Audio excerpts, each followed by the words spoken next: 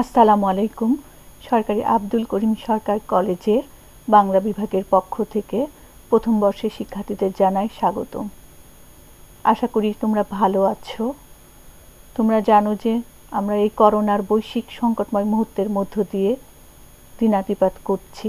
বর্তমানে শীতের প্রকোপ বেড়েছে, সে সাথে করোনার প্রকোপও বাড়ছে। সুতরাং তোমরা অবশ্যই সতর্কতার সাথে স্বাস্থ্যবিধি মেনে চলবে। প্রয়োজন ছাড়া ঘর থেকে বের হবে না এবং সঠিকভাবে মাস্ক ব্যবহার করবে। তো ঘরে বসে পড়াশোনা চালিয়ে যাবে।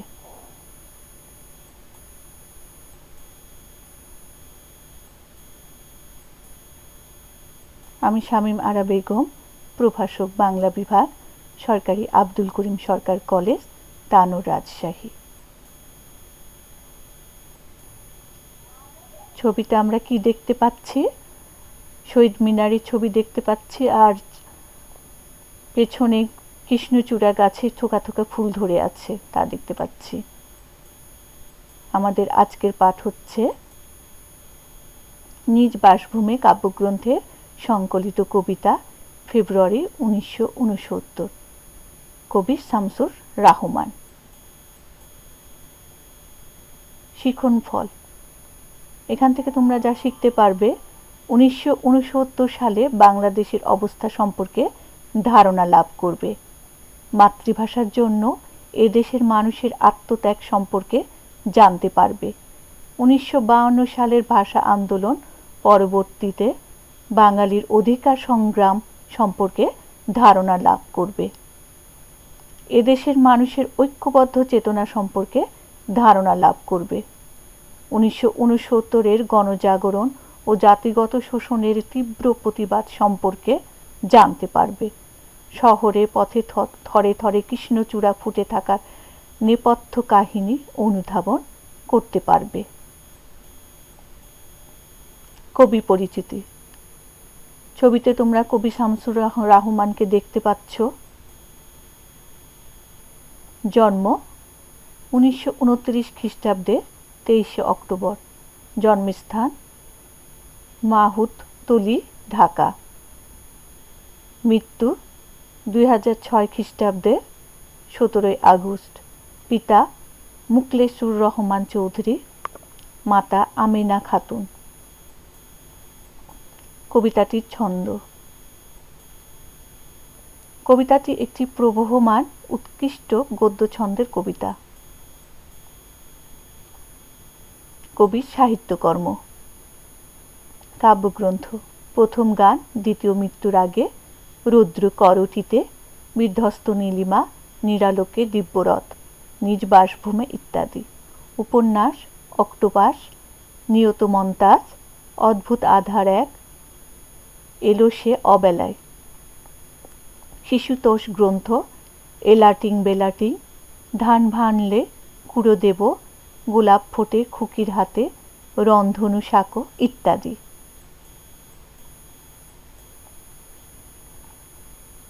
প্রবন্ধ আমৃত্যু তার জীবনানন্দ, অনুবাদ ফ্রস্টের কবিতা হ্যামলেট, ডেনমার্কের যুবরাজ। সম্পাদনা হচ্ছে হাসান হাফিজুর রহমানের অপ্রকাশিত কবিতা।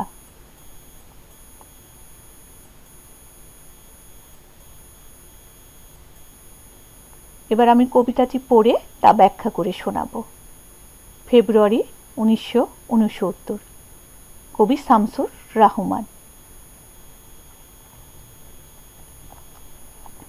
আবার ফুটেছে দেখো কৃষ্ণচূড়া থরে থরে শহরের পথে, কেমন নিবিড় হয়ে। কখনো মিছিলে, কখনো বা একা হেঁটে যেতে যেতে মনে হয় ফুল নয়, ওরা শহীদের ঝলকিত রক্তের বুদবুদ, স্মৃতিগন্ধে ভরপুর। ফেব্রুয়ারি 1969 কবিতাটিতে কবির হৃদয়ে যে 21-এর চেতনা বিরাজমান তা এখানে প্রকাশ পেয়েছে। কবি প্রতিনিয়তই 21-এর সংগ্রামী চেতনা অনুভব করেন। কবির কাছে ভাষা শহীদদের আত্মত্যাগের স্মৃতি চির অম্লান। 21 গিয়ে 21 ফিরে আসে। প্রকৃতির নিয়মে আবার কৃষ্ণচূড়ার ডাল রক্তের মতো লাল হয়ে উঠে ফুলে ফুলে। ফুলে ফুলে ভরে যায় গাছগুলোর ডাল। কবির মনে হয় যেন ভাষা শহীদদের রক্তের বুদবুদ কৃষ্ণচূড়া ফুল হয়ে ফুটেছে।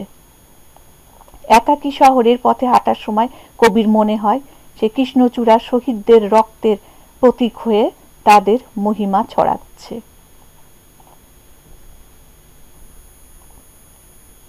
একুশের কৃষ্ণচূড়া আমাদের চেতনারই রং। এখানে কবি বলেছে, বাঙালি জাতি যুগে যুগে বহু বিভাষী ও বিজাতি যারা শোষিত শাসিত হয়েছে, অবহেলা বঞ্চনার শিকার হয়েছে, এসবের প্রতিবাদ করেছে, কিন্তু মায়ের ভাষার উপর আঘাত তারা সহ্য করেনি, প্রতিবাদে ফেটে পড়েছে। 1952 সালের 21শে ফেব্রুয়ারি এদেশের মানুষ মাতৃভাষা বাংলাকে রাষ্ট্রভাষা করার দাবিতে রাজপথে কি করেছে? মিছিল করেছে। 144 ধারা ভঙ্গ করে মিছিল করার অপরাধে পুলিশ সেই মিছিলে নির্বিচারে গুলি চালিয়েছে।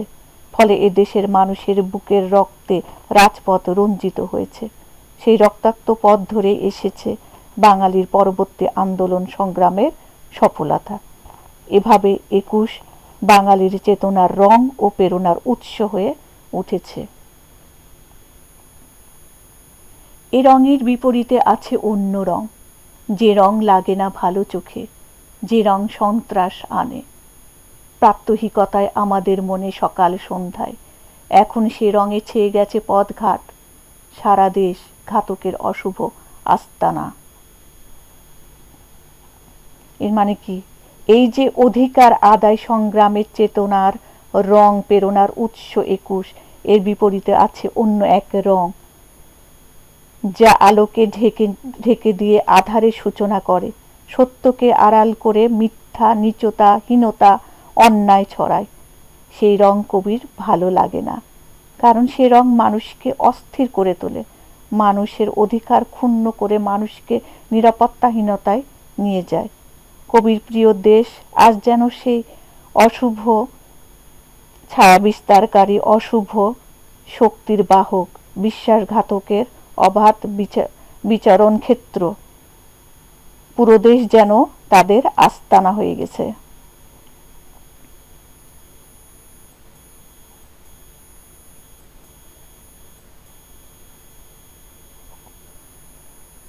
আমি আর আমার মতোই বহু লোক রাত্রিদিন ভুল লুণ্ঠিত ঘাতকের আস্তানায়, কেউ মরা আধমরা, কেউ বা ভীষণ জেদি দারুণ বিপ্লবে ফেটে পড়া।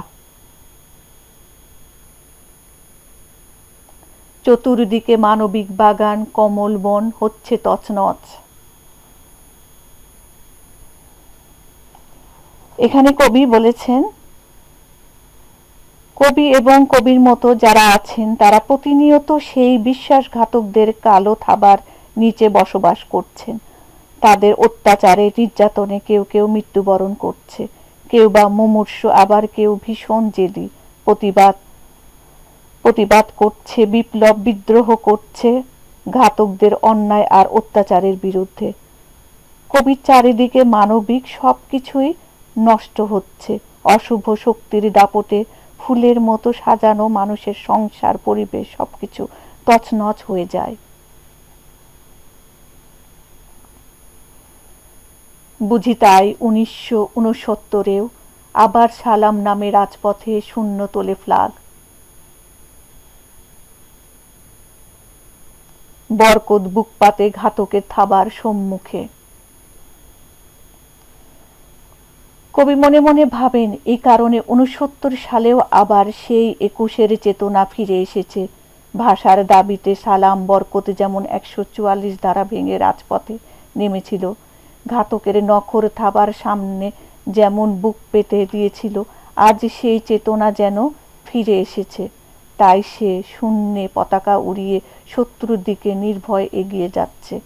1952 সালের ঐতিহাসিক সেই ভাষা আন্দোলনের ক্রমধারায় অধিকার সচেতন হয়ে ওঠা মানুষ আজ 69-এ ব্যাপক গণ অভ্যুত্থানের দিকে এগিয়ে যাচ্ছে এবং তা ঘটিয়ে শোষকের ভিত নাড়িয়ে দিয়েছে।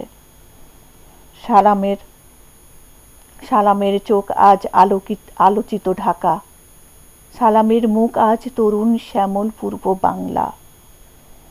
সেদিন সালামের চোখে মুখে মাতৃভাষার মর্যাদা রক্ষা এবং মাতৃভাষা বাংলাকে রাষ্ট্রভাষা হিসেবে প্রতিষ্ঠার যে সচেতনতা ছিল, সেটা যেন আবার ফিরে এসেছে ফেব্রুয়ারি 1969-এ।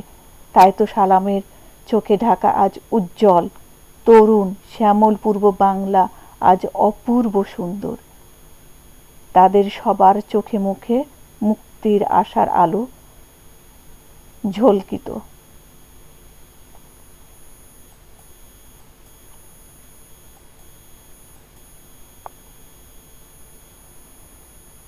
দেখলাম রাজপথে, দেখলাম আমরা সবাই জনসাধারণ, দেখলাম সালামের হাত থেকে নক্ষত্রের মতো ঝরে অবিরত অবিনাশী বর্ণমালা। কবি রাজপথে নেমে দেখলেন সবাই ২১-এর চেতনাকে বুকে ধারণ করে এগিয়ে যাচ্ছে, আর ২১শে ফেব্রুয়ারিতে সালামদের আত্মত্যাগের ফলে অর্জিত প্রিয় বর্ণমালা চেতনার ফুল হয়ে নক্ষত্রের মতো তাদের উপরে ঝরে পড়ছে। আর বরকত বলে গাঢ় উচ্চারণে, এখনো বীরের রক্তে দুঃখিনী মাতার অশ্রু জলে ফোটে ফুল বাস্তবের বিশাল চত্বরে, হৃদয়ের হরিত উপত্যকায় সেই ফুল আমাদেরই প্রাণ, শিহরিত ক্ষণে ক্ষণে আনন্দের রৌদ্রে আর দুঃখের ছায়ায়। আর বরকতের দৃঢ় উচ্চারণ তথা সংগ্রামী চেতনায় সেগুলো আরও প্রাণোচ্ছল হয়ে উঠেছে। কবিতার হৃদয়ের বিশালতায় অনুভব করেন বাস্তবের মতো ফুল ফোটে তার বীরের রক্ত আর সেই সব শহীদের দুঃখিনী মায়ের চোখের জলের অবদান। বাস্তবের সেই ফুল, চেতনার সেই রং কবির মতে আমাদের সবার প্রাণে চির অম্লান, সংগ্রামী চেতনার উৎস। আমরা যে আনন্দ বেদনায় প্রতিনিয়ত সিক্ত হই, শিহরিত হই, তাতে তার অবদান অপরিসীম।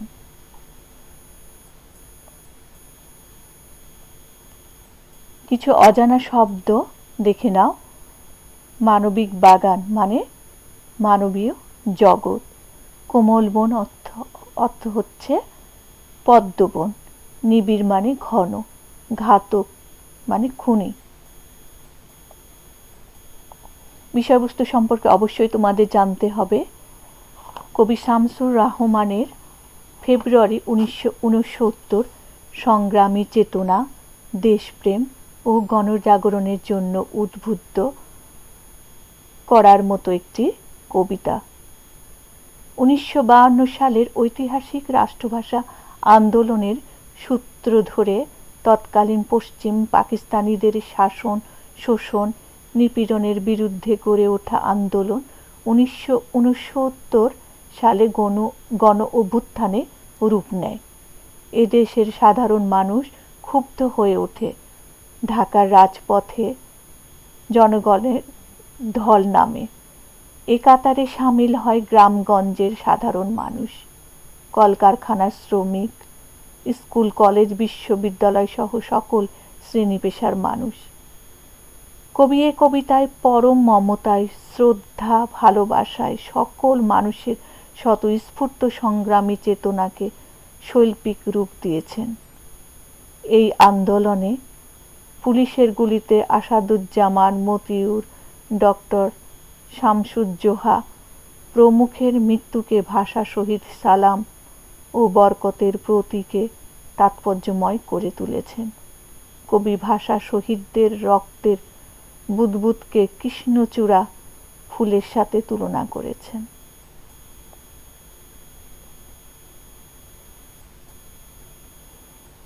ধন্যবাদ।